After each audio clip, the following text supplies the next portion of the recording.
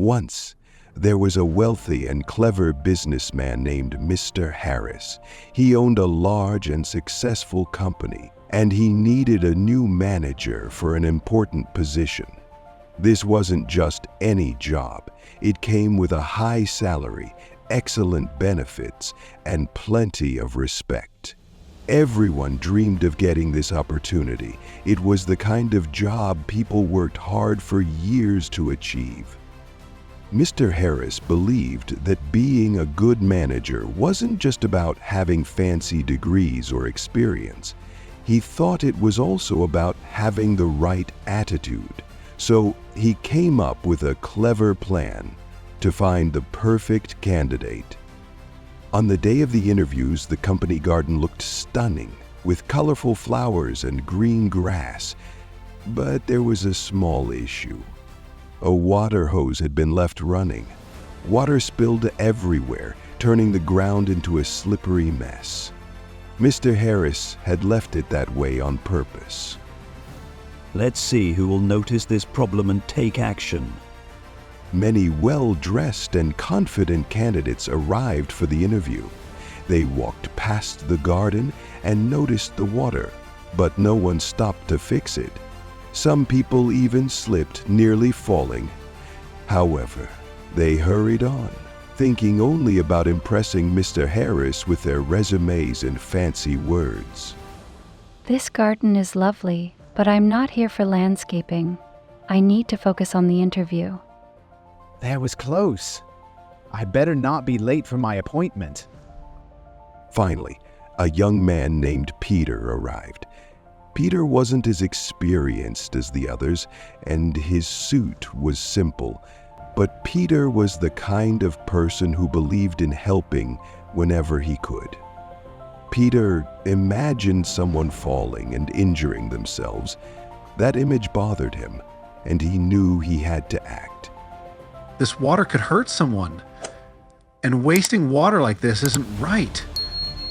What if I'm late for the interview because of this? I really need this job. Peter stopped, turned off the hose, and fixed it in its place.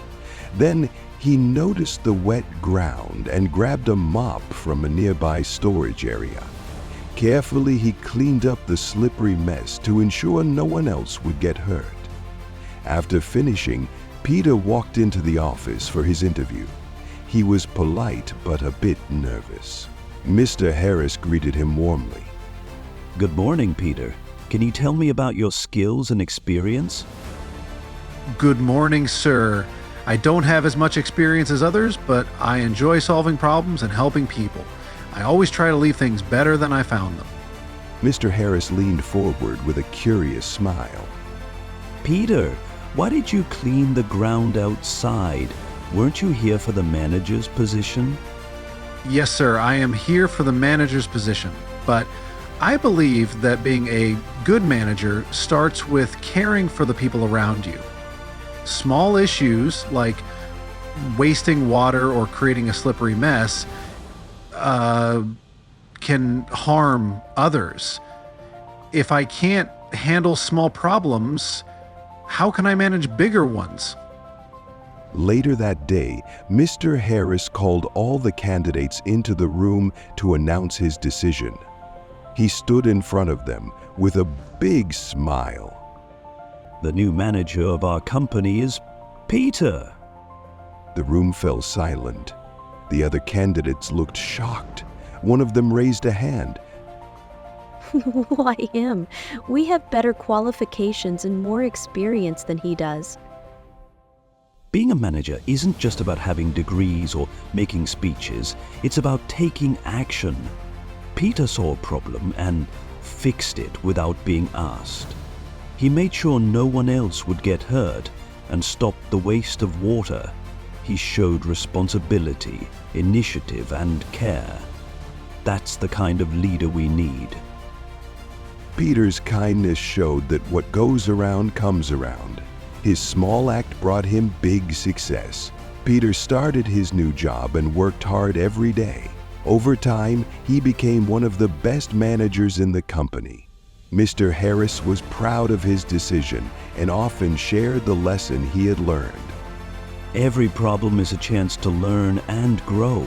People who try to help and care about others will always find success. In life, it's not what you say, but what you actually do matters. The smallest actions can create the biggest ripple effects.